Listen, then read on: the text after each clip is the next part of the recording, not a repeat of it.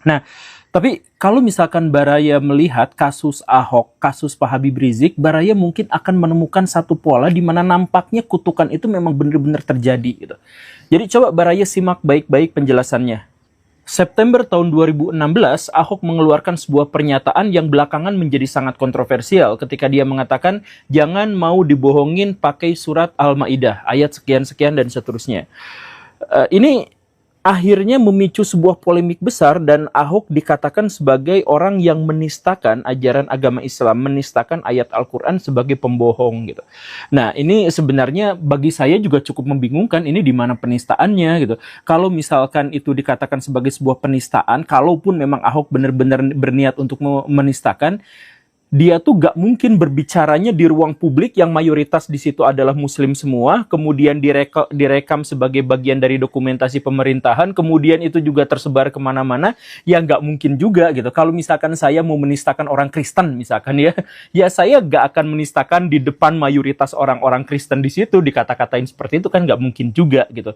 Itu pasti gak ada niatan, dan kalimatnya sebenarnya secara spesifik juga mengatakan bahwa jangan mau dibohongin pakai surat Al-Maidah, yang sering saya bandingkan dengan kata jangan makan sendok itu berbeda dengan jangan makan pakai sendok gitu. Itu kan sebenarnya sangat berbeda. Dan kalaupun misalkan Ahok dianggap bersalah gara-gara dia orang Kristen tapi bahas surat-surat di dalam Al-Quran, ya ini kan apa bedanya juga dengan Pak Rocky Gerung. Pak Rocky Gerung itu udah ateis. Udah ateis, kemudian dia sering juga mengutip ayat-ayat di dalam Al-Quran, tapi kok tidak dianggap sebagai sebuah penistaan dan sebagainya. Jadi saya pikir pada bagian ini Ahok memang tidak bersalah. Ya, urusan yang lain itu beda cerita, tapi pada bagian ini Ahok tidak bersalah. Tapi apapun itu, ketika saya pada waktu itu mencoba untuk mengatakan kepada publik melalui kanal YouTube ini bahwa Ahok itu tidak bersalah dalam hal ini, tetapi itu wave-nya, gelombangnya udah terlalu besar. Bahkan ketika saya ngomong seperti itu pun, kalau tidak diabaikan, ya dikomentari negatif gitu. Saya tuh dihujat gitu ketika saya dianggap membela Ahok, padahal bukan membela Ahok. Saya hanya mengatakan bahwa Ahok pada waktu itu tidak melakukan penistaan gitu. Cuman sentimen masyarakat itu sangat-sangat besar, bahkan berlangsung selama bertahun-tahun, dan itu cukup sampai menggerakkan massa untuk memilih Prabowo Subianto sampai hampir mengalahkan Pak Jokowi dalam pemilu. Jadi kan pemilu pada waktu itu tuh Pak Jokowi itu menjadi media darling gitu, menjadi kecintaan masyarakat pada waktu itu, tetapi itu bahkan hampir dikalahkan oleh Pak Prabowo dengan selisih 7% di pemilu. Saking apa? Saking besarnya sentimen masyarakat terhadap Ahok yang pada waktu itu disinyalir dekat dengan Jokowi dan disinyalir bermusuhan dengan Pak Prabowo gitu. Ceritanya kan seperti itu. Gelombang besar itu juga termasuk juga sampai membuat Pak Ahok itu didemo ketika mau diangkat menjadi Dirut Pertamina, yang akhirnya sekarang ketahuan bahwa Pak Ahok akhirnya tidak bisa melakukan apa-apa, tidak berkuasa atas menahan penyimpangan-penyimpangan yang terjadi di Pertamina dan sebagainya. Sekarang kita ketahuan itu. Dan ya, apapun itu, yang jelas adalah Ahok akhirnya di penjara, divonis. Nah, uniknya di sini, 25 April, catat ya, 25 April 2017, Ahok divonis hukuman 2 tahun penjara atas pelecehan terhadap agama tertentu. Nah, di situ dia mengeluarkan sebuah pernyataan dalam pleidoinya, yang kurang lebih mengatakannya adalah, nanti orang yang menzalimi saya, orang yang menyakiti saya sekarang itu, satu demi satu akan dipermalukan. Lihat saja, satu demi satu akan dipermalukan. Karena ini sebenarnya juga adalah mempermalukan Tuhan. Ya, kurang lebih Ahok mengatakan seperti itu. Itu kutukan jelas. Dan luar biasanya apa? 1 bulan kemudian, 29 Mei tahun 2027, Habib Rizik jadi tersangka chat mesum. Saya punya komitmen di kanal ini untuk tidak membahas masalah pribadi seseorang, apalagi aibnya. Jadi ketika saya mengatakan Pak Habib Rizik kena jadi tersangka chat mesum, saya tidak membenarkan atau tidak menyangkal. Itu bukan urusan saya, itu bukan urusan publik. Tapi intinya adalah bahwa pada waktu itu, 1 bulan 4 hari setelah Ahok mengeluarkan kutukan, Habib Rizik divonis jadi tersangka chat mesum. Nah, inilah yang menjadi titik mula Pak Habib Rizik itu kehilangan momentum. Jadi sebelum-sebelumnya dia bahkan bisa menggerakkan jutaan massa dan bahkan bisa hampir menggulingkan media darlingnya Jokowi itu. Tapi sejak saat itu dukungan terhadapnya mulai turun, sentimen buruk terhadapnya mulai naik, media-media mulai berperang yang awalnya diam. Kalau misalkan mau menjelekkan Pak Habib Rizik itu diam, nggak berani gitu ya. Bahkan dulu ada komedian yang menjelekkan Pak Habib Rizik itu sama TV-nya langsung di-cut kontraknya gitu ya. Karena wave-nya besar. Tapi sejak saat itu, sejak kasus chat mesum itu yang kita tidak tahu apa yang sebenarnya terjadi, itu sentimen masyarakat mulai berbalik dan perlawanan terhadap Pak Habib Rizik itu mulai menguat. Dan bukan hanya di antara para pendukungnya atau orang yang mengamatinya, Pak Habib Rizik sendiri ini langsung umroh dan nggak pulang-pulang lagi selama 3,5 tahun. Dari Indonesia kabur ke Saudi, kemudian nggak balik lagi gitu. Ini cukup unik kasus di sini karena gini Baraya, Pak Habib Rizik itu relatif tidak takut sama penjara gitu. Jadi berkali-kali beliau itu mendapatkan ancaman, mendapatkan teror, kemudian berhadapan dengan aparat kepolisian, berkali-kali masuk penjara juga dan lain sebagainya. Beliau tuh teguh. Tapi untuk kasus ini, beliau tuh langsung nampaknya ya dalam bacaan saya, beliau itu ngedown dan akhirnya umroh ke Saudi dan nggak balik lagi 3,5 tahun lamanya. Nah, ya inilah yang pada akhirnya membuat orang-orang yang mencaci maki, orang yang anti terhadap Pak Habib Rizik itu semakin menguat. Karena yang mendukung Pak Habib Rizik itu nggak ada cantolannya ke siapa gitu, karena di Saudi Arabia gitu. Semuanya dipegang oleh tokoh-tokoh FPI yang memang tentu saja karismanya tidak sekuat Pak Habib Rizik. Tapi bagaimanapun Pak Habib Rizik akhirnya kembali tanggal 10 November 2020. Apa yang terjadi di situ? Langsung bikin kasus lagi. 2020 itu kan lagi COVID. Ada protokol kesehatan. Pak Habib Rizik pulang, kemudian diketahui mengumpulkan massa dalam kondisi beliau sendiri sedang kena COVID di tengah wabah gitu. Nah, maka di sini Pak Habib Rizik itu punya 2 gugatan. Digugat 2 kali. Nah, yang pertama itu adalah kebohongan publik. Bahwa Pak Habib Rizik itu mengakunya tidak COVID, padahal COVID. Bahkan beliau sampai merekayasa urusan administrasi sebuah rumah sakit. Itu yang pertama. Kemudian yang kedua, Pak Habib Rizik jelas melanggar protokol kesehatan. Nah, ini terjadi lagi dramanya, ribut lagi, chaos lagi, berantem sana-sini, dan lain sebagainya. Itu 10 November, 7 Desember, ada kejadian yang bikin nahas lagi, yaitu apa? Pak Habib Rizik dikejar-kejar sama polisi, yaitu gara-gara soal protokol kesehatan dan sebagainya itu, dikejar-kejar, kemudian terlibat kebut-kebutan seperti di film Fast and Furious gitu. Terus ya terjadi itu, sampai akhirnya 6 orang pengawalnya ditembak polisi. Kata polisi itu sudah bagian dari protokol karena si tersangka melawan dan seterusnya dan seterusnya. Tetapi ya dalam persidangan yang alot dan sebagainya akhirnya terbukti ya memang polisi melakukan tindakan yang berlebihan pada waktu itu. Dan yang cukup aneh dari situ adalah CCTV-nya pas di lokasi kejadian itu rusak karena kehujanan. Jadi Baraya, pada akhirnya kita nanti belakang-belakang akan ketahuan bahwa masalah CCTV itu adalah masalah yang lumrah kalau misalkan ada apa-apa yang berhubungan dengan polisi. Tragedi Kanjuruhan, berapa ratus orang yang meninggal. Itu disinyalir gara-gara polisi yang salah mengambil tindakan. CCTV-nya nggak kepake.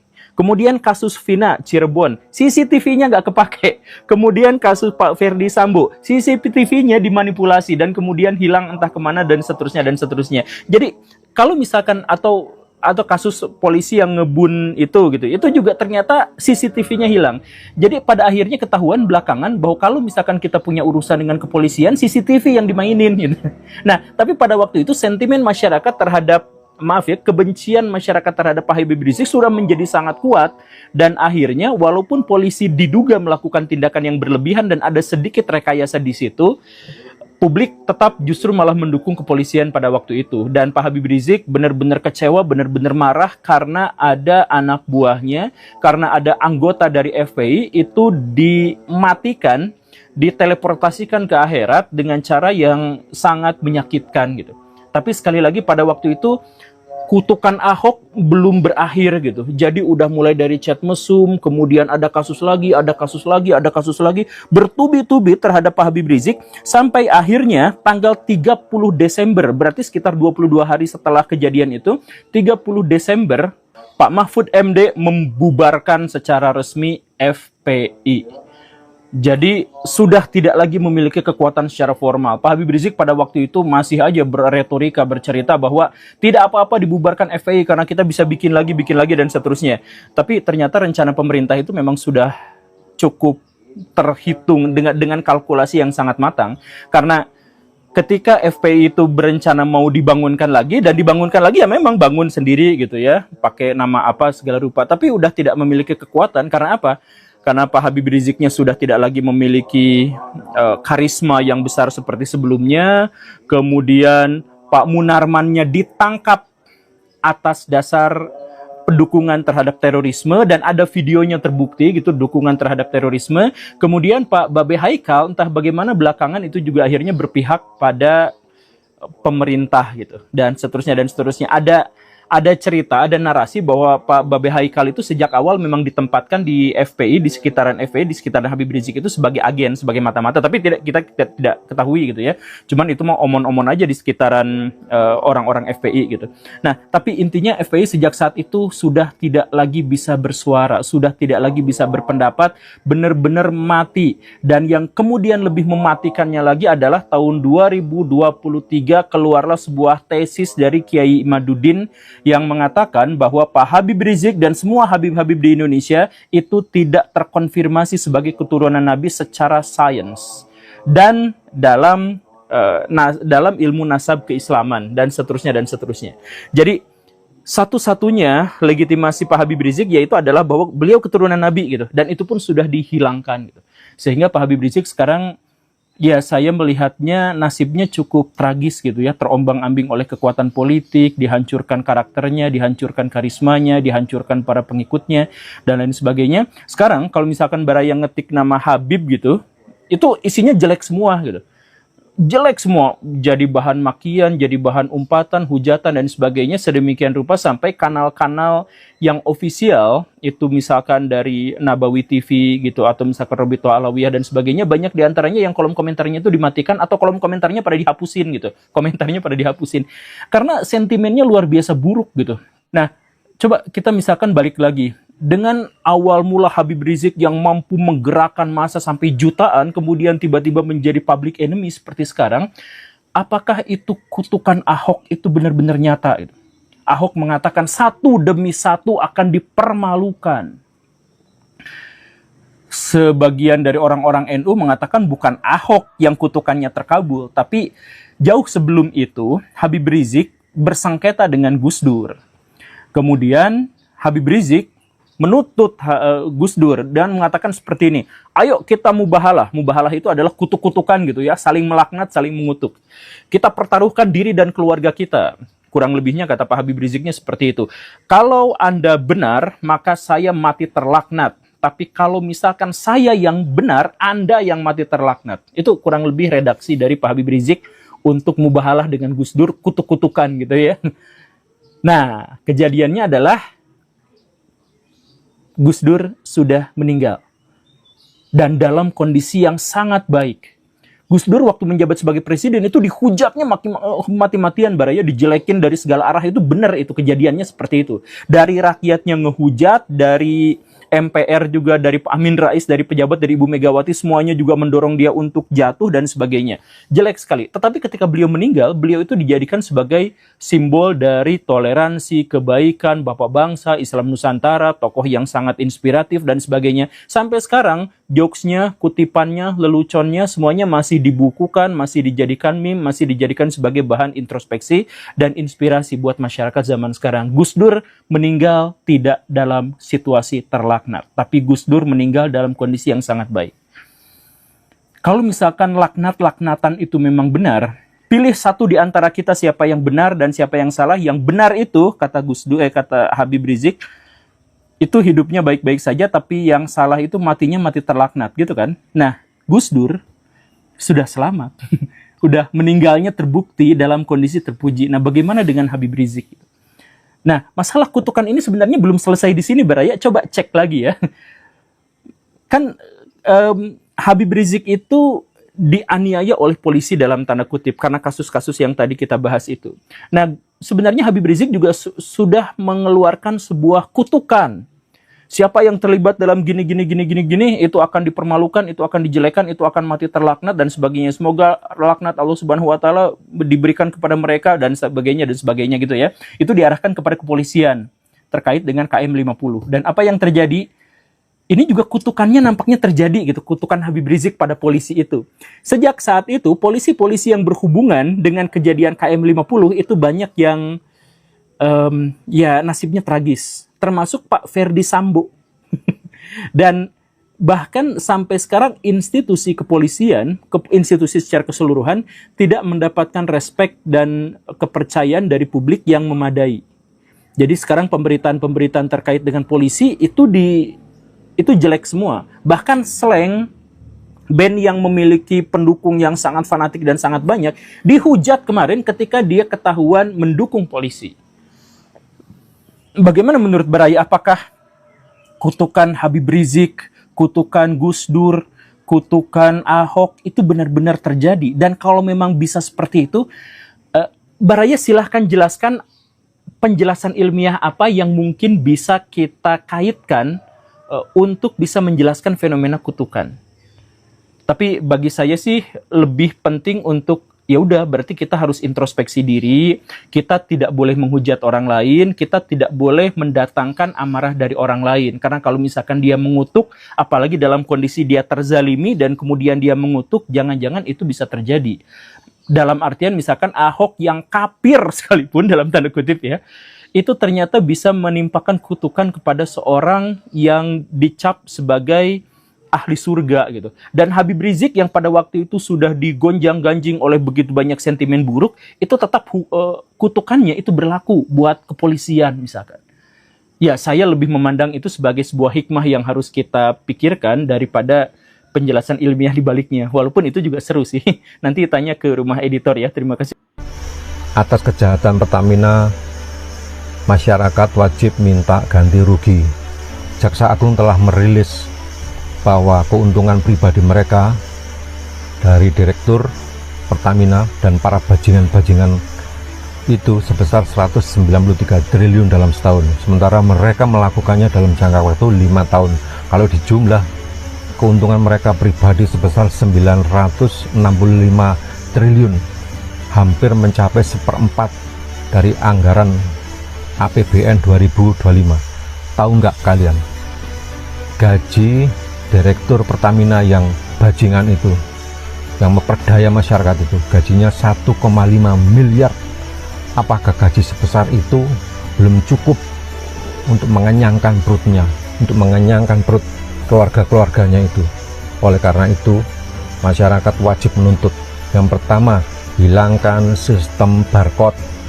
Yang kedua, turunkan harga Pertamax dan Pertalite dalam dekade tertentu, dalam jangka waktu tertentu, karena kalian telah memperdaya masyarakat, mengobjek masyarakat, merugikan masyarakat. Semoga Pak Prabowo sebagai Panglima tertinggi dan juga Bapak Kapolri dan Bapak Jaksa Agung segera menyelesaikan persoalan masyarakat ini. Hukum seberat-beratnya para bajingan-bajingan Pertamina itu, karena telah merugikan harkat dan martabat masyarakat Indonesia. Semoga video ini bermanfaat. Wallahul muwaffiq ila aqwamit thoriq. Wassalamualaikum warahmatullahi wabarakatuh. Pak, lurus dulu Pak, lurus. Pertamina ngebantah kalau Pertamaxnya adalah oplosan dari Pertalite. Gini ya dek, lo nggak usah rakyat Indonesia dengan bantahan itu. Kami rakyat Indonesia nggak amat. Lagi pula orang kalau emang salah ngaku aja, apa susahnya sih? Jangan malah ngeles mulu. Yang pertama, Kejagung udah mutusin ada tindak pidana korupsi dalam Pertamina dengan tuduhan ngoplos bensin Pertalite jadi Pertamax dari tahun 2018 sampai 2023. Kalau udah ada putusan dan bahkan pelakunya udah ketangkep juga, itu artinya udah ketahuan barang apa yang dikorupsi, duit hasil korupsinya, cara korupsinya, dan barang bukti korupsinya. Yang kedua, kalau bukti dan temuan tipikor semuanya dibantah dan Pertamina bilang nggak ada oplos-oplosan, ngapain itu orang ditangkepin semua? Logikanya di mana? Kalau salah ngaku salah, apa susahnya sih? Minta maaf ke publik, terus langsung berbenah untuk bisa dapetin kepercayaan publik.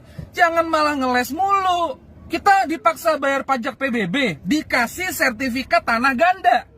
Kita dipaksa bayar pajak, dikasih pejabat yang awur-awuran. Kita beli Pertamax biar subsidi dari negara lebih tepat sasaran, malah dikasih bensin oplosan. Kental. Apa lo? Tutupan botolmu, tutupan oplosanmu. Bajingan memang. Beli Pertamax diisi Pertalite. Orang beli Pertamax itu kan karena beli kualitas dan berniat baik, karena merasa tidak berhak atas subsidi, tapi ternyata diabusi. Jika kerugian negara itu 193 triliun, tentu kerugian konsumen atau masyarakat itu berkali-kali lipat. Jadi tolong Pak Jaksa tuntut yang maksimal dan Pak Hakim vonis yang maksimal. Karena ini efek dominonya sangat besar sekali. Dan ini nanti tersangkanya kalau diwawancari pasti bilang, awalnya sih coba-coba. Ini buat peringkat 1, peringkat 2, peringkat 3 sampai peringkat 4 nih udah di zona Liga Champion. Ya, tapi belum aman. Buat peringkat 5, 6, 7, 8, 9, 10 di bawahnya itu jangan nyerah. Bisa ngejar di posisi 1, 2, 3, 4. Masih bisa. Kalau misalnya ada yang bilang, aduh kayaknya nggak bisa. Bisa, ini aja bisa, ngerugiin banyak. Masa yang lain nggak bisa? Bisa. Harus optimis, jangan ada kata nggak bisa. Intinya yakin, harus yakin dan percaya. Kalau kita yakin dan percaya, bisa. Satu, bisa kayak gini, pasti bisa. Semangat. Selamat buat Pertamina menjuarai klasemen Liga Korupsi Indonesia dengan skor tertinggi. Kemudian disusul oleh PT Timah, BLBI, Duta Palma, PT TPPI, PT Asabri, PT Jiwasraya, Kemensos, Sawit CPO, Garuda Indonesia, BTS Kemeninfo, dan Bank Senturi. Selamat buat kalian semua. Dan pastinya masih akan ada lagi klasemen-klasemen yang baru dari instansi-instansi yang lain yang akan mengalahkan sang juara dari Liga Korupsi Indonesia. Dan buat klasemen yang lainnya yang masih belum terbongkar bobroknya, tenang saja karena rakyat Indonesia dengan senang hati menunggu kehadiran kalian di Liga Korupsi Indonesia. Siapa yang emosi udah bela-belain beli Pertamax biar mesin kendaraan tetap bagus, ternyata yang dibeli Pertalite, sama aja. Gila iya, Indonesia sekarang makin sibuk loh. Dan saya pun juga pengguna Pertamax. Jadi selama ini saya beli Pertamax belinya Pertalite atau mungkin bahkan premium. Padahal gaji kerja di Pertamina itu gede loh. Tapi emang namanya manusia susah punya rasa bersyukur. Pertalite sama Pertamax beda harganya berapa sih? 2.000 atau 3.000 gitu kan? Coba kita kaliin, ada berapa ratus orang itu kalau dalam satu hari yang beli Pertamax tapi diisinya Pertalite. Netizen Indonesia, tahu kan tugas kita ngapain kalau ada orang-orang korupsi kayak gini? Cari data-data keluarganya, bongkar tentang gaya hidupnya, dan terapkan sanksi sosial. Karena tahu kan kalau hukum di Indonesia susah. Halo, saya ingin memberikan klarifikasi sedikit mengenai video wawancara saya di TV One yang ini. Segera lakukan sosialisasi bersama para influencer ini untuk tujuannya menenangkan masyarakat bahwa oplosnya itu salah kaprah gitu. Oplos dengan blending kan beda nih. Kalau blending itu resmi, kalau oplos kan kesannya itu kan manipulatif gitu. Mas Fitra gimana? Siap, bersedia mungkin? Hari ini saya dihubungi Pertamina untuk bilang bahwa bukan bensin oplosan. Saya sendiri tidak berani karena saya tidak tahu faktanya seperti apa. Saya masyarakat biasa, saya konsumen. Saya dengar dari Kejaksaan Agung ada oplosan. Kebetulan saya dengar pendapat di DPR tidak ada oplosan. Mana yang benar? Jadi kalaupun Pertamina mau mengembalikan kepercayaan, menurut saya yang dilakukan harus komunikasi publik yang tepat. Tidak harus melalui influencer. Oke, mungkin ada yang mau ditambahkan Mas Abra. Yang pertama, saya ingin memberikan keterangan sedikit ke Anda semua mengenai pernyataannya Pak Eri. Saya tahu betul bahwa niat Pak Eri itu baik. beliau hanya memberikan saran kepada Pertamina kalau misalnya memang tidak bisa melakukan komunikasi publik yang tepat, yang baik, gunakan influencer. Tapi saya harus menanggapi karena saya takutnya kalau tidak saya tanggapi, pernyataan itu akan ditangkap publik sebagai influencer ini hadir untuk menutupi fakta gitu kan. Makanya di situ saya bilang bahwa kalau saya pribadi tidak akan berani menyuarakan sesuatu mau dibayar berapapun kalau saya tidak tahu fakta yang sebenarnya. Tapi saya tahu niatnya Pak Eri itu bukan niat buruk, tapi niat baik. Kemudian pada saat saya menanggapi Pak Eri, ada tabrakan suara antara saya dan presenternya sehingga seolah-olah saya berbicara hari ini Pertamina menghubungi saya, padahal sebenarnya ada kata walaupun yang tidak begitu terdengar. Jadi yang saya ucapkan ketika menanggapi Pak Eri yang bertabrakan dengan suara presenter itu adalah walaupun hari ini Pertamina menghubungi saya, baru kalimat selanjutnya. Jadi Pertamina tidak pernah menghubungi saya sama sekali, itu hanya perandaian untuk menanggapi dari pernyataan dari Pak Eri. Kemudian banyak yang berpendapat bahwa obrolan saya diputus oleh TV One dengan saya baru menyebutkan beberapa poin, kemudian sudah ada tepuk tangan. Well, keadaan di studio sebenarnya tidak seperti itu karena mungkin mereka menyangka saya sudah selesai dan nada bicara saya memang seakan sudah selesai, jadi mereka bertepuk tangan dan saya juga tahu waktunya sangat singkat di sana, jadi saya harus berbagi waktu dengan narasumber yang lain. Toh di berikutnya juga saya masih diberikan kesempatan untuk berbicara lagi gitu ya. Jadi itu hanya satu segmen gitu. Hal-hal yang belum saya sampaikan di situ ada di segmen berikutnya, di wawancara tersebut saya sampaikan. Nah, kalau harapan saya semoga momen ini bisa digunakan Pertamina sebagai institusi itu untuk berbenah diri, melakukan penyelidikan yang mendalam, bukan hanya yang sudah terjerat kasus, kalau bisa yang belum terjerat tapi ada penyimpangan di dalam juga harus dibersihkan, lakukan transparansi ke publik supaya kedepannya Pertamina itu bisa memperbaiki lagi standar pelayanan serta standar kualitas produknya, dan tentunya kita semua berharap Pertamina bisa kembali menjadi BUMN yang kita cintai bersama. Hari ini benar-benar pusing, yang korupsi siapa, yang ditanya sama konsumen, yang diomelin saya. Pertama palsu katanya, pertama dicampur. Cobain aja deh lah, saya pusing. Ketimbang kerja diomelin, mau bilang takut salah. Gimana ini Pak Prabowo? Pertamina dulu ya sayang, isi bensin. Ngapain? Hah?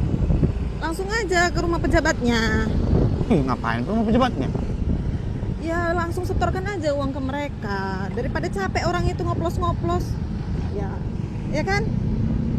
Itu pula. Ya kita bantulah mereka. Kan mereka udah capek kerja kan, jadi nggak mikir lagi gitu gimana caranya korupsi sayang. Kayak gitunya hidup ini saling membantu. Bang, tolong bang. Kenapa sih Pak? Bang, tolong bang. Tega banget sama masyarakat tau gak sih? Gajinya kurang ya Pak? Ngoplos ini Pak, tega banget sih Pak. Kenapa dioplos Pak? Mau dapat untung berapa Pak? Uangnya dikemana lagi Pak? Pak, duitnya nih kemana nih Pak? Sekarang belinya yang pasti-pasti aja, yang Shell ya kan. Nih gue mau ke Bandung, gue beli Shell karena gue baru bayar pajak dan mobil gue ini pajaknya hampir setara mobil mewah cok. Nih gue baru nyadar coy, nih kita beli Shell. Oke. Nah tuh kita beli Shell Besti. Nih yang pasti-pasti aja bro. Oke. Nih oke, nah mau 92 kak? Nggak usah. Sedang kalian mati ya? Iya, oke. Duanya berapa? Full. Kita beli yang full. Oke. 92 full. Iya. Iya nih, mending beli ini bro. beneran nih, ini Pertamax beneran bro. Udah deh keluar dari Shell, beneran Pertamax ini. Tuh, masa iya bayar pajak mahal-mahal tapi ternyata bensinnya bukan Pertamax. Nanti gue review apakah gue ke Bandung tarikannya lebih enteng habis pakai Shell atau tidak. Nanti kita lihat ya. Oh iya, kalian jangan lupa guys yang punya mobil bayar pajak ya kan, taat peraturan pemerintah. Pemerintah juga taat dong dengan peraturan yang ada. Jangan ditilep-tilep aja itu duit masyarakat ya kan. Berapa triliun itu, oke? Minimal ada kompensasi nggak sih dari kerugian masyarakat, kayak digratisin 1 kali bensin, 3 kali bensin kali ya, biar worth it gitu loh. Jangan salahin kalau masyarakat nanti mogok bayar pajak lah, apalah, pemerintahnya aja korupsi. Terima kasih Pertamina, ini adalah testimoni dari pengguna setia kalian ya, lama lah pokoknya sampai akhirnya sekarang gue nggak mau lagi pakai lu. Ini adalah kendaraan ketiga gue yang masuk bengkel dengan klausul yang sama. Mobil ini kebetulan kemarin baru banget ganti modul fuel pump, padahal mobil gue baru berjalan 57.000 km. Kenapa ganti modul fuel pump? Karena ruang bahan bakarnya kotor. Karena selama ini yang gue isi itu adalah Pertabus ya, terima kasih, gila. Dari 2018 kalian oplos ya. Now it all makes sense. Semua mobil gue, kendaraan gue masuk ke bengkel dengan klausul yang kurang lebih mirip.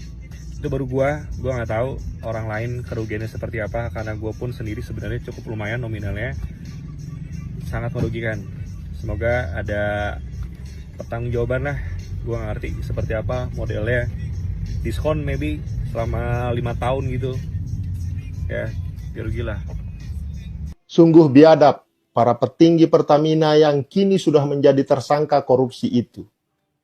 Sudah korup tidak tanggung-tanggung, masyarakat pula yang mereka rugikan secara langsung, mereka makan secara langsung. Bayangkan saja, kerugian negara akibat kasus korupsi ini diperkirakan mencapai 193,7 triliun hanya dalam 1 tahun, yaitu tahun 2023. Kata Kejaksaan Agung, jika dihitung selama periode 2018 hingga 2023, total kerugian negara bisa mencapai hampir 968,5 triliun rupiah. Angka ini sudah mencakup berbagai komponen, mulai dari impor minyak mentah hingga pemberian subsidi. Beberapa modus operandi para tersangka yang harus kalian tahu. Yang pertama, pembelian bahan bakar dengan oktan rendah. Jadi para tersangka ini termasuk Rifa Siahaan, Direktur Utama PT Pertamina Patraniaga, diduga membeli bahan bakar dengan oktan rendah seperti Pertalite, RON 90. Tetapi mencatatnya sebagai pembelian Pertamax yaitu RON 92. Setelah itu, bahan bakar tersebut diolah, di-blending atau dioplos di depo untuk menyerupai Pertamax. Kemudian dijual lagi ke masyarakat dengan harga Pertamax. Biadab nggak itu? Yang kedua, yaitu pengkondisian rapat optimalisasi hilir. Jadi, si Rifa Siahaan lagi-lagi bersama beberapa pejabat lainnya diduga melakukan pengkondisian dalam rapat optimalisasi hilir yang dijadikan dasar untuk menurunkan produksi kilang.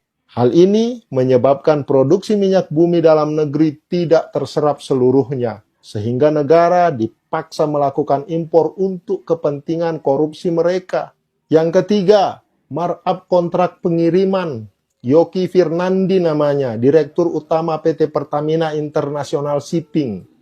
Dia diduga melakukan markup dalam bentuk pengiriman minyak mentah dan produk kilang. Akibatnya, negara dipaksa harus membayar fee ilegal sebesar 13-15% dari nilai transaksi. Yang keempat, penggunaan broker ilegal. Jadi para tersangka ini juga diduga memenangkan broker minyak mentah dan produk kilang secara ilegal. Mereka bekerja sama dengan pihak swasta untuk mengatur proses pengadaan impor minyak mentah dan produk kilang agar tampak sesuai dengan ketentuan. Padahal ini telah dikondisikan untuk memenangkan broker dengan harga tinggi yang tidak memenuhi persyaratan. Memang benar-benar kurang ajar mereka ini. Jadi, Bapak Kepala Kejaksaan Agung, Bapak Ketua Mahkamah Agung, tindakan para tersangka ini tidak hanya merugikan negara secara finansial, Pak, tetapi juga sudah menciderai kepercayaan publik terhadap institusi yang seharusnya menjadi tulang punggung perekonomian nasional. Masyarakat pun mereka makan, Pak. Kami sangat berharap langkah tegas hukum dapat memberikan keadilan bagi rakyat yang telah dirugikan oleh tindakan korup ini, Pak. Thank you. Gue itu males banget sebenarnya diminta buat ngebahas kasus seperti ini. Karena yang pertama, ini bukan lapak gue. Dan yang kedua, gue nggak mau berurusan sama mereka. Tetapi rasanya, kayaknya gue harus ngebahas sekarang.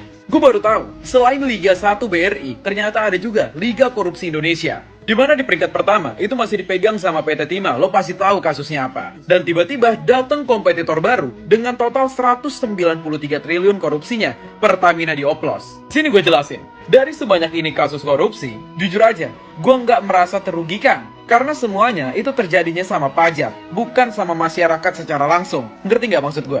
Sementara Pertamina itu kita bener-bener dibohongin. Selama ini gue ngisi Pertamax, selisihnya itu 3.000, cuman biar nggak ngantri. Ibaratnya itu, kalau lo masuk Dufan, tapi lo bayarnya fast track, biar nggak ngantri untuk mainin wahana. Jadi ini pelakunya, starting 11-nya. Jadi selama ini kita beli Pertamax itu cuman Pertalite yang dioplos. Kenapa sih hal kecil kayak gini harus bohong? Masalahnya ini kendaraan kita semua. Ini terjadi secara langsung lewat perusahaan, langsung ke konsumen. Gue jelasin sekali lagi.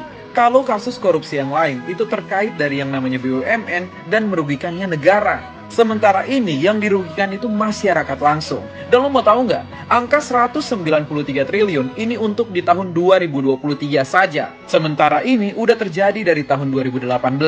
Dan kisaran kerugian per tahunnya itu sekitar sebanyak ini. Jadi kalau di total itu udah 1.000 triliun kerugiannya. Sementara itu baru kalkulasi sampai tahun 2023. Belum sampai tahun ini. Jadi secara logika, itu kira-kira minimal banget total kerugian kita semua 1.000 triliun lebih. Lo bayangin, 1.000 triliun. 1.000 triliun, lo beliin Old Trafford, lo beliin klub Manchester United, dijadiin klub malam, dijadiin kuburan, itu masih kembali uangnya. Saking banyaknya total nominal uang yang dikorupsi dalam jangka waktu 5 tahun. Dan lagi-lagi, yang dirugiin kita-kita juga. Lo bayangin aja selama ini, gue itu niatnya nggak pernah mau pakai subsidi karena biar nggak membebani negara. Tetapi ternyata ujung-ujungnya gue tetap pakai subsidi, hanya bayarannya yang lebih biar nggak ngantri. Ini terlalu gila dan nggak masuk ke kepala gue. Tapi kalau menurut lo gimana?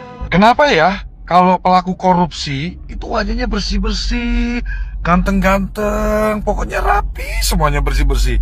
Tapi kalau maling ayam bonyok semua mukanya nih ya. Kenapa sih hal kayak gini aja mesti dibeda-bedain? Kenapa sih gak disama-samain aja sih? Adil dong.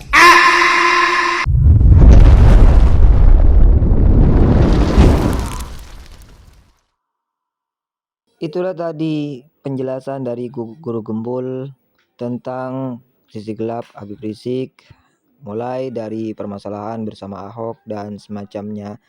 Kini Habib Rizik sudah mulai tidak dipercaya oleh kaum pribumi. Bagaimana menurut pendapat teman-teman semua? Silahkan lanjut di kolom komentar. Terima kasih selalu support Arman Al-Fatih. Kita jumpa lagi di video selanjutnya. Assalamualaikum warahmatullahi wabarakatuh.